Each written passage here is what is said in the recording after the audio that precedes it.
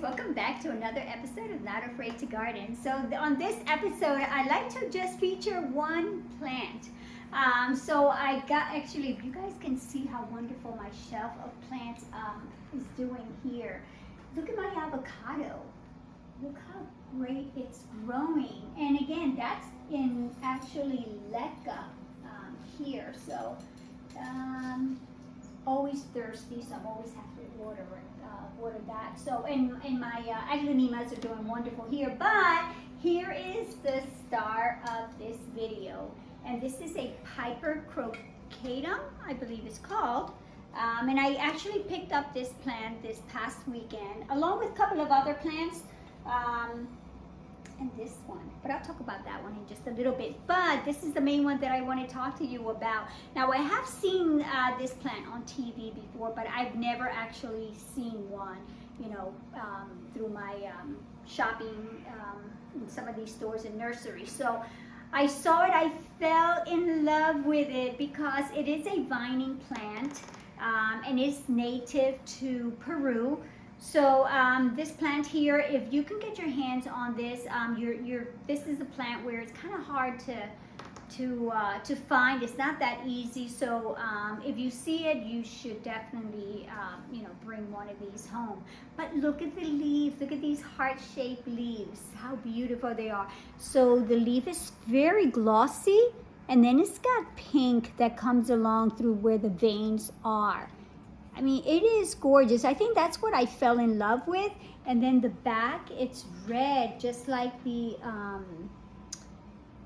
oh my goodness, begonias. Some of the begonias. So yeah, so this is gorgeous, gorgeous. And actually, it's growing a leaf ever since. This is new ever since I purchased it. And I bought this last Saturday. I think I paid $20 for the plant in Magnolia Nursery Center, where I always go right here in Magnolia, the White Horse Pike.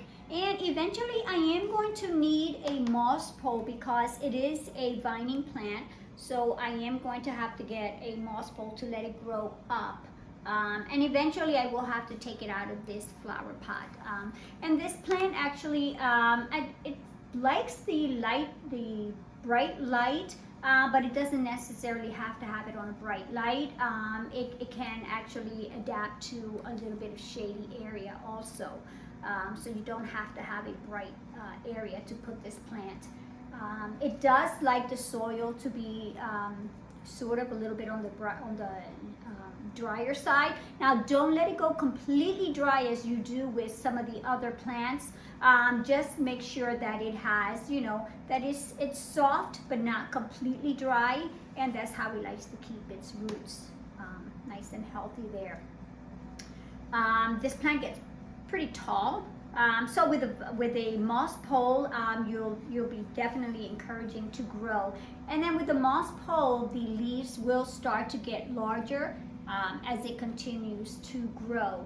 And it does like high humidity, so try to definitely place it. It will do great in a bathroom, I think, because of the humidity there, and it doesn't have to be bright light, like as I mentioned. So, and again, these leaves will continue to grow, and amazing how it just captivates you.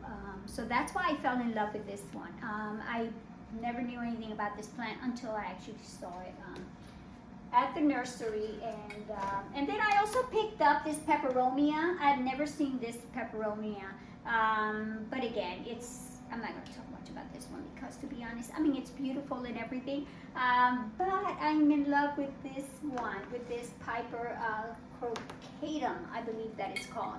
So, so it's going to sit here for a little bit until I can get a moss pole. I will probably have to repot it, and then I'll tie it up, and then it'll grow straight up like this. Isn't that gorgeous if it continues to grow like that?